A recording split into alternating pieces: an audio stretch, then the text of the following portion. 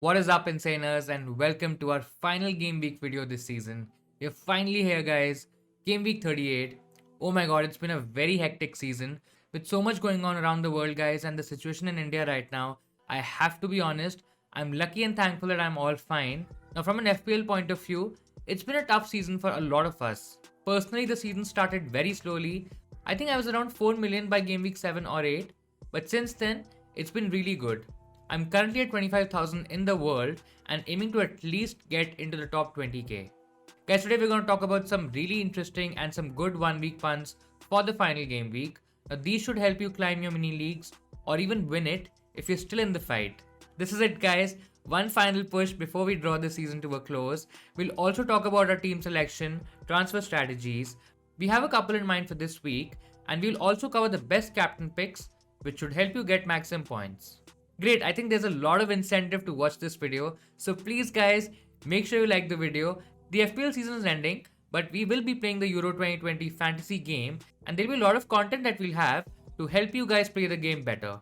Plus, we'll also be starting with frequent videos on football news, transfer rumors, and all of that good stuff, so make sure you subscribe to the channel. One more thing guys, we'll also be doing a masterclass for everyone, where we'll be covering tips and tricks regarding how to play the FPL game in the best possible way. It'll be a playlist with multiple parts and should come out sometime in July. I'm looking forward to all of this, guys. Lots of exciting stuff is coming up and I'm sure you won't want to miss it. Great, we are good to go, guys. And for one final time this season, let's look at the game week fixtures. So we have a standard 10 fixtures this week, all happening at the same time, guys, and it's gonna be a lot of fun. Yes, the title is decided, guys. We also know the relegated teams, but we still don't know the two teams that will finish in those Champions League places, plus teams who will be playing Europa next season. If you see the fixture list on the screen, there are a few games worth noting and targeting. Guys, one of the teams that stands out at the first glance from part 1 of this week's fixtures is Chelsea. Their Champions League spot is still not confirmed, and they are playing Aston Villa, who don't really have anything left to play for. Now, there could be some rotation done by Tuchel keeping in mind the Champions League final, but I personally feel with the Champions League spot still hanging in the balance, the team should be a strong one. Guys, the second team now is a surprising one. It's Newcastle United playing the relegated Fulham team. Imagine we're targeting Newcastle for this week, so you can just imagine how crazy this season has been. Now, Newcastle's defense is still pretty average, but their attack has improved leaps and bounds. A couple of names have an injury doubt right now, but our punt Willock has been doing really well. I won't really target a lot of Newcastle players, but Willock in specific looks really good. Then we move on to Leeds, who are playing West Brom. Guys, the reverse fixture was a 5-0 win for Leeds. Now this could be a really open game with both teams going for it, but I definitely see the Leeds players doing really well this week. Our next team to target this week, guys, is Liverpool. Now I think before targeting any popular or differential picks from other teams, Liverpool players should be prioritized. A lot of us have at least a double up, and I think a triple up this week also makes a lot of sense. Now guys, there are a few ways to go about achieving this, which we'll discuss later in this video. We also have Man City playing at the Etihad, where they'll be lifting the trophy, and it's the final game for Aguero, guys, so the emotions are going to be really high, and City would want to give a show to all the fans that turn up. Like Chelsea, they also have to worry about the Champions League final, and guys, that balance will be really interesting to see. A couple of more teams that are really interesting this week are Burnley and West Ham, and they're the final teams to watch out for this week. I'm saying Burnley because they are facing the lowest ranked team in the league in Sheffield United. Now, at least from an attacking point of view, this fixture looks really good.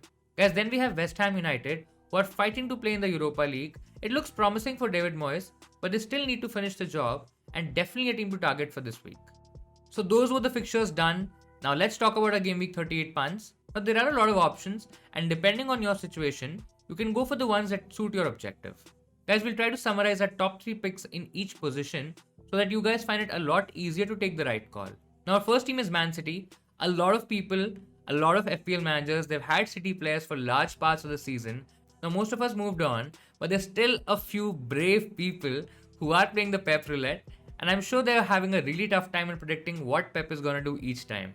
Now if you notice, last week though was a bit interesting. I think most of City's main team played, but Torres also started, but he came off quite early in the game because of Cancelo's red card.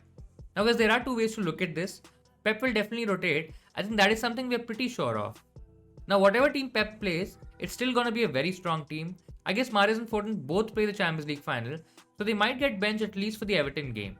Guys, if you've been following City's matches, Torres has been playing in that false nine role, which KDB has played for quite a few games this season.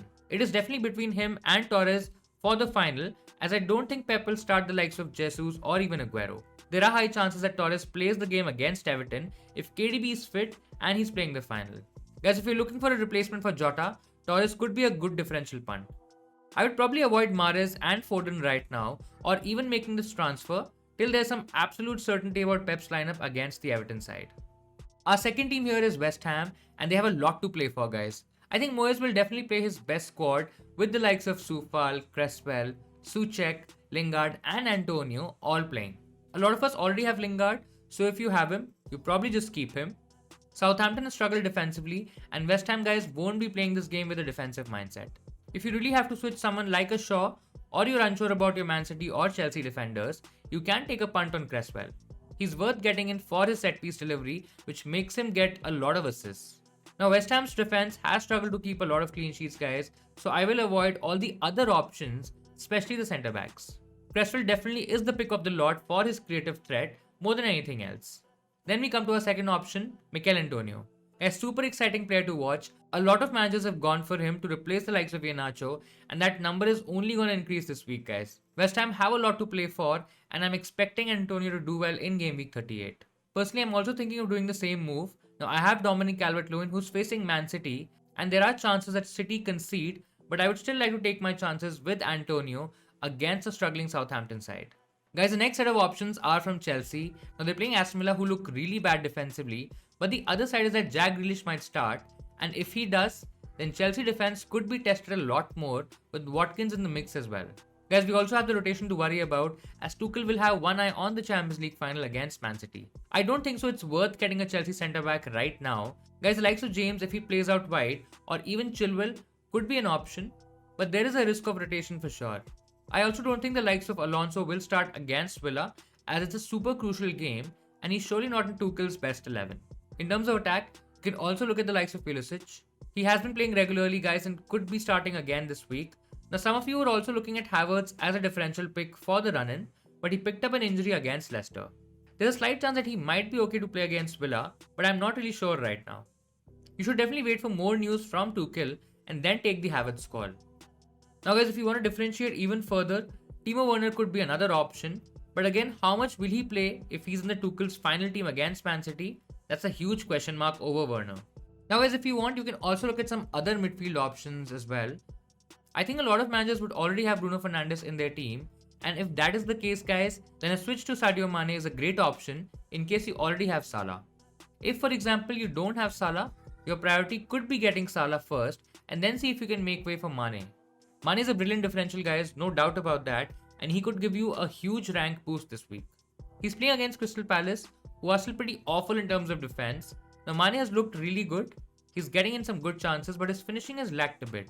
Still, his creative numbers are right up there, and if you're looking at a differential captain this week, Mane would be my top pick, guys. Coming to quite a cheap differential now, and we've covered him in our last video as well. I think it's worth mentioning him again, especially after that brilliant double-digit haul against Sheffield United last week. We're talking about Newcastle's Joe Willock, guys. He's had a brilliant run of games in the league, and has also been quite significant in helping Newcastle avoid relegation this season. That's a massive boost for him as well. Now he's so cheap, guys, that you can quite literally get a lot of money in the bank. Let's say if you're replacing the likes of Jota, and you can use that money to make other upgrades. Now Newcastle play Fulham, who are the 4th worst team in terms of big chances conceded over the last 6 game weeks. So there is scope for Newcastle to get something from this one. Again, guys, this might not be a very high scoring game, but I definitely see Newcastle and Willock in particular getting something from this game. Guys, there are a couple of other options as well, including the Leeds duo Rafinha and Harrison. Now their comparison depends on how you want to look at things. Rafinha looks like the more dynamic sort of a player, someone who would be more involved in the game in terms of having more of the ball and the ability to do something with it. There's a downside with him is that he's just come back from injury and he's not looking that sharp right now. Guys, another thing that could go against him is that he's only scored a single double-digit haul in the entire season. Now guys, when you look at Harrison, he's been more consistent than Rafinha. He's got 3 double-digit hauls as compared to Rafinha's 1. He's also played more games, and I'm not surprised that he scored more points as the Brazilian. Now when we look at the last 3 game weeks, I know it's a very small sample size, but Rafinha missed a few games before that, so we have to take a small set of data. Looking a little more deeper, Harrison's number looks slightly better in most of the attacking metrics. So there's a good case to be made for Harrison over Rafinha, and you won't be wrong to make this move. Guys, I have Rafinha in my team, and I prefer him more than Harrison, so I'm going with Rafinha. Now let's talk about a few attacking options too. Chris Wood is a huge name in the list, guys. He's been in great form. Burnley's attack is surprisingly looking very solid, and to top it up, they're playing Sheffield United. There's a great chance that Wood gets something from this game if he starts. Now there were a few conversations around Sean Dyche benching Wood and even Vidra and playing Barnes and Rodriguez. As far as I know, guys, there's some disciplinary issue with Barnes, so not sure if he's gonna start this game. Again, there's nothing yet from Dyche on this, but nevertheless, Wood is a true differential if you want to go all in this week. Guys, I'm also considering him in terms of a replacement for DCL, so let's see how that goes. Now there are a couple of more names that I want to highlight here. There's Rodrigo from Leeds and even Iheanacho from Leicester. Now guys, you'll think I've got all crazy for mentioning Iheanacho, but he's done very well in spite of blanking that game in game week 36. He scored against Chelsea, and he definitely has the capability to score against a very poor Spurs defense. Again, if you have him still, I think it might just be worth holding on to him for this week. His ownership has also gone down a bit, so he could be more of a differential than you actually think. Guys, one more name to suggest here is Rodrigo, though I prefer Bamford, but he's highly owned and he's a pretty boring pick to be honest. If you're feeling a bit cheeky, then why not take a chance and go for Rodrigo, right? I think he should start the final game, plus it's gonna be the first time Leeds play in front of their fans this season, so it'll be a huge moment. Now coming to Rodrigo's numbers, and they look pretty good. He has scored 3 goals and he's got an assist in his last 4 appearances. Guys, I think he's also going to play a bit deeper, and that gives him a chance to be a lot more creative in the game. I would still prefer Bamford for my team, but as a 1 week punt, Rodrigo is another great option to go for this week. Those were a lot of options, guys. Now I know there are so many options in each position, and if you really want to attack game week 38, then my suggestion would be to target the fixtures and look for some differential options from those teams. My top 3 players in each position from 1 to 3 would be Nat Phillips or Robertson, depending on your budget. That'll be the first. Then Cresswell in second and Chilwell in third, completing our defense. Now coming to midfield, Mane would be number 1. He is the number 1 priority as a differential pick this week. Then you can go for one of Harrison or Rafinha. And then Willock could be the third pick in midfield. Guys, let's talk about the forwards now. I think number 1 for me would be Antonio. Then would be Chris Wood in second place. And probably Iheanacho in third place as a cheeky differential. Guys, do keep in mind that these are not the most popular picks this week, but more of differential in nature and the picks that could really help you gain massively this week. With all of that done, guys, let's review our team for game week 37 before moving on to our team selection for game week 38. Now, to be honest, I don't even want to talk about game week 37. It was a pretty bad week in terms of overall points. Only 43 points with 22 points on the bench. That doesn't look good at all. A further drop in rank moves us to about 25,000 in the world. A couple of really frustrating weeks now, guys, and 10k looks out of reach, to be very honest. I'm hoping to break into the 20k mark at least, so fingers crossed, and let's move on. Now coming to our defense, I was still okay if you look at it from a clean sheet point of view. Pickford, Dallas and Trent, they all got clean sheets, but no attacking returns and bonus points. Now Shaw losing his clean sheet was a bit disappointing. We had Digne on the bench giving us 8 points, so a net loss of 3 points, as our decision was to play one of Dallas or Digne. Very frustrating, guys, and to be honest, that is just how this week was. A pretty poor week for our midfield and attack as well. There's no returns anywhere apart from Lingard, who got an assist for a goal scored by Antonio. Clearly the hits last week haven't worked out, and Bamford scoring this week, but he was on our bench. That was even more frustrating. It was literally nothing sort of a week. Like, there was nothing worth highlighting and mentioning at all. Now there are a couple of directions that we can take to improve our game week 38 score, and let's get into our team selection. Guys, we'll start from the back. Now we have Pickford in goal, and there's no point of transferring him out this week, even if he's up against Man City. We'll just play him this week. Not that Foster has an easy game against Leeds, but I don't even think that he's going to start this one. Let's get into our defense. It's a lot simpler this week than last time. Now Trent and Dallas, they're pretty much automatic picks, but the third spot is a bit tricky. Right now we've gone for holding against Brighton. Now I don't trust the Arsenal defense, but my other option is Digne against Man City.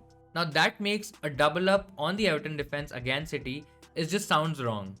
Guys, we also have Shaw, who will most likely be rested for the Wolves game, as United play the Europa League final against Villarreal pretty soon after that. Guys, I still don't think there's a huge upside with a defender transfer this week, and it's definitely not worth taking a hit. Now finally generally has a lot of goals and clean sheets might be a premium. Now coming to the midfield, and right now we are playing a 4 with Salah, Lingard, Rafinha and Greenwood. Salah is the most obvious one, guys. Now last game of the season and he's still in a fight with Kane for the golden boot. The matchup is good and he's also a captain for this week. Now I'm not taking out Lingard for anyone and he stays in our team for now. We're also playing Rafinha and Greenwood ahead of Son right now. Now Leicester defense has been quite okay. It's not the easiest fixture for Son and we have a plan to replace him anyway, so for now he stays on the bench. Guys, in attack we're mostly retaining Kane, who might be playing his last game for Spurs. Now that's gonna be some spectacle, right? Bamford comes in our playing 11 and this week he's looking good for a haul. Right now we have DCL as our third striker, but he's surely gonna go out this week.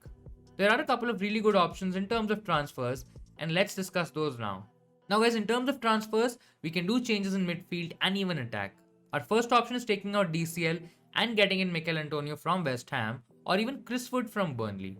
I feel Antonio is a better transfer to make, but if there's some confirmation that Wood starts this one and we want to take that risk by going super differential, then Wood would be the one to go for. Right now I'm edging towards Antonio, but there's still some time to go for the deadline and anything can happen till then. Guys, the second move this week is going for Sadio Mane in place of Son. I like Mane as a differential pick for Game Week 38, though you could argue that Son is quite highly owned and I might lose out on points.